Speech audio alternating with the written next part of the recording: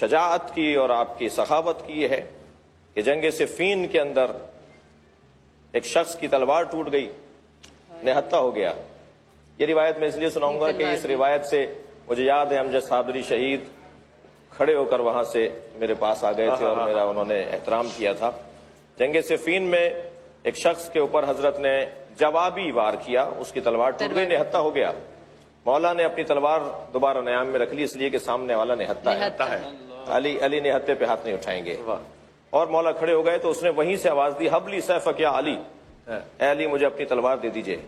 علی مجھے اپنی تلوار دے دیجئے، علی مجھے اپنی تلوار دے دیجئے۔ میرے مولا نے ایک لمحہ نہیں تاخیر کی اور اپنی تلوار اس کی طرف پھینک دی۔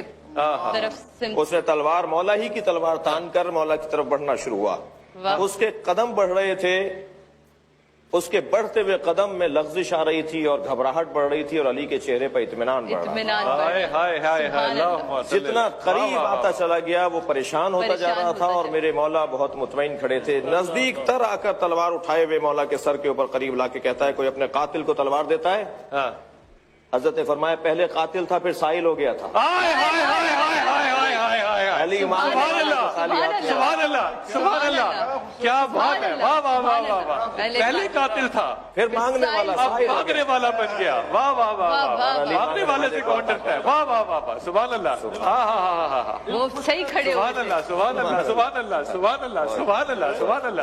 واہ واہ بھائی بالکل صحیح کھڑا واہ واہ واہ واہ، سبحان اللہ سبحان اللہ کرے اللہ۔ اس جملے پر وہ وہاں سے کھڑے ہو کر آگے واہ واہ واہ۔ اور سخاوت، شجاعت اور علم کا تو حضرت علی کا خاصہ ہے، علم مولا کائنات۔ تو نہج البلاغہ بولتی کتاب ہے، آج بھی ان کی دلیل